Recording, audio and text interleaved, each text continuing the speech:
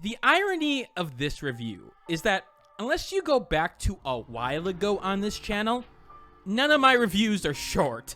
So reviewing a game that means shorten without losing the sense in a review that sometimes may go off on tangents and not make sense seems fitting for this channel somehow. Abridge is a Sokoban puzzle game that releases on October 14th, 2022 on the PC, specifically Steam. It costs $5.99 and has over 90 levels that will put your critical thinking to the test. But before I begin this review, this key was obtained from the developer for the purposes of review. That won't change my opinion of the game in the end, but you should know that because of FTC guidelines, as well as the whole morals thing, you know? So the basic concept of Abridge is simple, and follows the basics of the Sokoban genre. You take a block, and move it and other blocks to these portal exits. The goal of each level is simple: remove all the blocks from the playing field. Now each block has a shape on it, and defines the rules of how the block can move. For example, triangle blocks can be moved in the direction that the triangle is pointed. Squares can move in any of the 4 cardinal directions, while the diamond can make you move in the ordinal directions that are not cardinal directions, aka northeast, southeast, northwest, and southwest. Those are the basics, but you do get more complex blocks, like the circle that pulls along a block in the direction it moves with it, or blocks that leave another unmovable slab behind them. The format of the game as a whole is that a group of puzzles will be amassed together, usually with a focus on one or a few grouping of shapes, and having one or a few puzzles unlocked to start off with. Usually, you only get one choice when the game is teaching you specific concepts, while it gives you a few once it starts to use multiple block types and has taught you the basics. In order to go to the next set of puzzles, you don't have to complete all the puzzles in a group, but a specific number of them. So, obviously based on what you are seeing on the screen in terms of presentation, and there being no story element built into the game, the real meat of the game and the reason you would buy it is of course the puzzles. So how is the puzzling overall? Well, this is an interesting case. I enjoyed the game and what it had to offer despite a couple of complaints, but I have struggled a little bit regarding how that would apply to various members of the audience and the gaming community. This has to do with my background. I have a degree in computer science and my main job is a software engineer, and logical puzzles where having to step through specific sequences with the right movements is part of what I do on a daily basis. But to be clear, that doesn't mean that it fully means that these puzzles are easy to me, just that I may be more predisposed to solving them in certain ways. And here, I did enjoy the puzzles with their range of difficulties, and how even though the concepts relatively stayed the same throughout the experience, it forced me into different thinking patterns and using foresight on how certain pieces may be necessary to help other pieces get into the right position. What definitely helps in terms of the design of these puzzles are the play areas being so tight and not allowing for abuse in terms of some of the pieces, but also forcing you to realize how the design of the level affects your solution. The walls created will make you realize how you have to use the diamond piece, for example, to move the square and circle blocks into positions where they can move other pieces appropriately. And those clever enough to just see the level design without just messing around with moving pieces in experimentation will find that their perceptions are usually rewarded. But I will say, one of the smart moves that the developer made here is the undo button, and how it can go back to literally the start of the puzzle without any restrictions. See, Sokoban games can have situations in which you screw yourself by moving a piece into the exit without realizing that piece is needed to move another piece so that it can get to the exit. So that feature came in handy a lot even in my own gameplay. And for some reason, I see other games try to restrict this feature at times. For some puzzlers, it makes sense, but not for Sokoban games. And well, it makes a lot of sense here, so I thank the developer for that.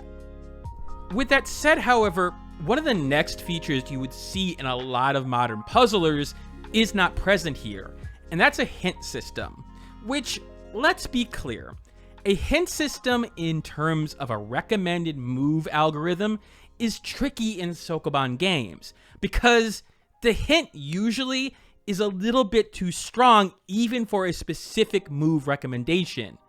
Despite maybe having multiple solutions in some cases, a lot of the solutions, especially in some of the tight corridors, would be generically the same and basically would be like you filling out part of the crossword and filling half of it out. Yeah, you do get a hint, but it may not be the hint that you wanted.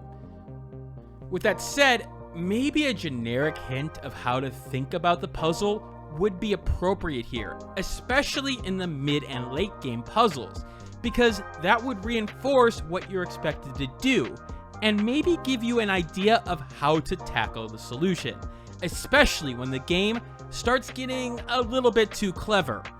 This puzzle is a great example.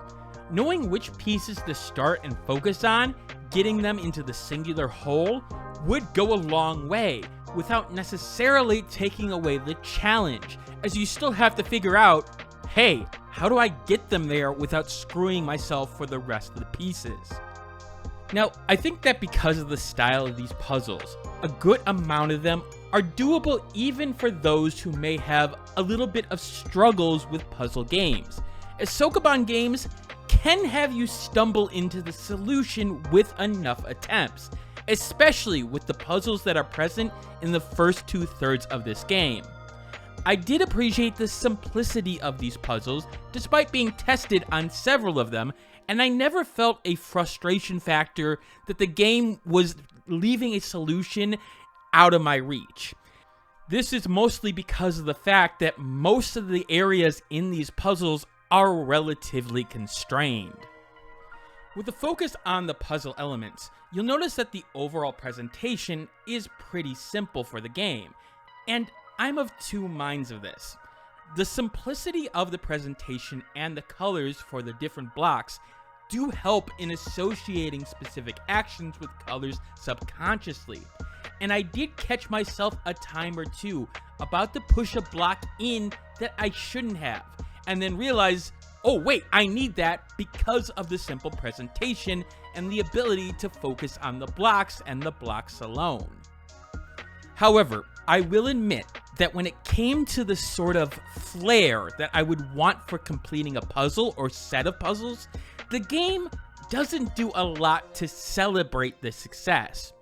You get these sort of star animations of sort when you complete it, but it gets old rather quickly, and quite frankly, I just wanted a little bit more pizzazz when it came to celebrating the success.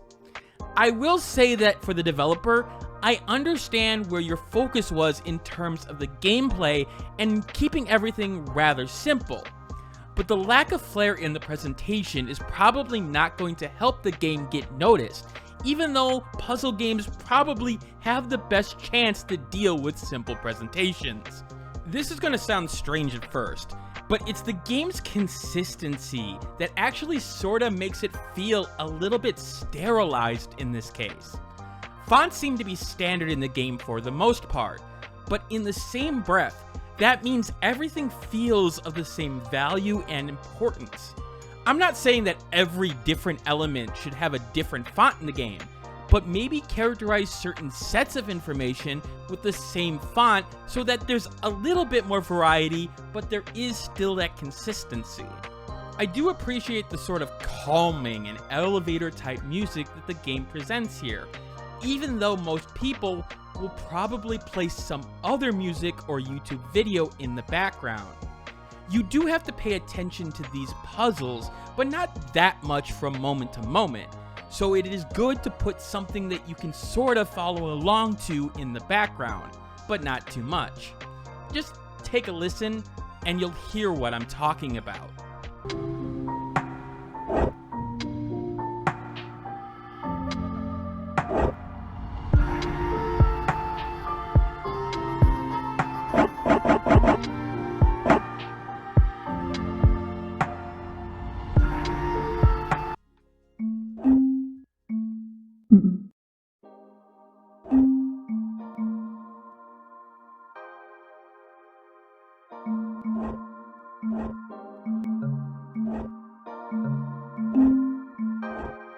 Sound design, however, is great. Simple clicks and movement give you slight sounds that help indicate a move happened, but bigger problems have a little bit louder sounds with appropriate shaking and highlight animations that can draw your attention. It's simple but effective, and you can hear what I'm talking about in the next clip or two.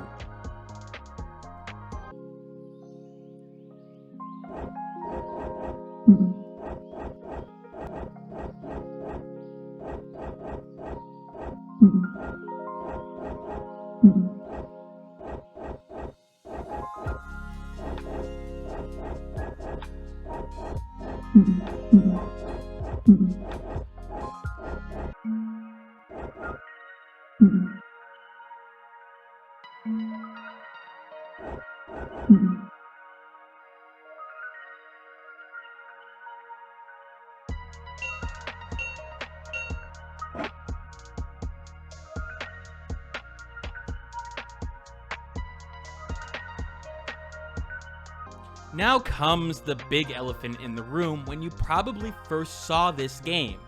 The fact that the game's presentation seems like it may be designed more for a mobile platform.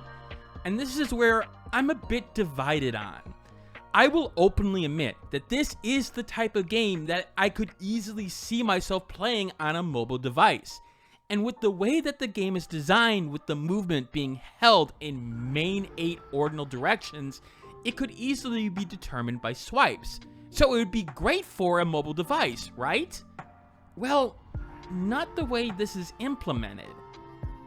See, while the game does have more oblong puzzles in certain cases, it does primarily focus on a square presentation, aka that the puzzle could be as long as it is wide. For phones or even devices like the Steam Deck, that could get tricky size-wise for playable pieces and being able to not only see them, but in a phone's case, select them from a usability standpoint. Honestly, I might have guessed that this started as a possible mobile project, but the game design was more fitting for a PC platform. Now, could the levels been more designed with that in mind? Maybe, but it also may have lost its particular puzzle flavor in the process. So yeah, I feel despite the fact that this is the perfect type of game to just pick up and play a level or two on the phone, that, well, it also isn't. And I hope people realize and don't jump to conclusions based on the presentation. I know they will. This is Steam, and this is, I don't want to say the gaming community, but unfortunately, graphics and presentation does mean a lot to certain players, and some of them will jump to that conclusion. I'm telling you, don't do that. Please. In the end, Abridge is definitely a game that defines one category of my scoring system, the niche buy category. If you love puzzles and want a different flavor of puzzle to try, or even want to have your mind tested, Abridge will fulfill that request. It's simple, yet makes you think, and you will feel the satisfaction of completing a particularly hard puzzle, and it will make you feel like a genius. You will get frustrated if you don't see the solution, but not to the point where you'll want to put it down. Now, if you don't like puzzle games, does Abridge necessarily do anything to really warrant a try for those outside of the genre? No, it doesn't particularly accommodate those players with lacks of hints and pointing mechanisms, and the game's presentation will start to wear on those players in the end. But overall, it's solid at what it does, even if it doesn't blow you away in any one category, like a Baba Is You did several years ago. It earns a 73 out of 100, making it a niche buy or a sale title for those who can wait appropriately. But that doesn't take into account my enhancer system, which takes the more subjective element of games and tries to match a game to you. If you fall into one of the following categories on screen strongly, add or subtract that score to the main score. If the first digit of your score changes, refer to this chart to see where the game lies in the buyability rating for you. As I said, puzzle gamers, yeah, this is your game. And those who maybe want a little bit of a test. But other than that, other people are maybe not going to want this, especially those who are willing to just look up a solution really quickly, even when I didn't have the solutions when playing this game, because obviously the game isn't released yet. Anyway, thank you for watching, and thank you for getting to this far in the video. If you liked this video, hit that like button and maybe share the review with a friend. And of course, I will take feedback from what the review did well and what the review did poorly in the comment section below. The fact is, I want to make these reviews better, and any advice would be appreciated. If you want to see more reviews like this, hit the subscribe button. And coming up next on the channel, I'm not exactly sure which one will go first. Paper Nebula, which is a shoot-'em-up roguelike, or Never Awake, which is a sort of dreamy shoot-'em-up sort of game that's a little bit different from everything else out there. I think it'll be Never Awake, but that will depend on how much time I get game-wise in terms of Never Awake and Paper Nebula in the next few days or so. Anyway, this is Dragnix signing out, and as always, keep on gaming.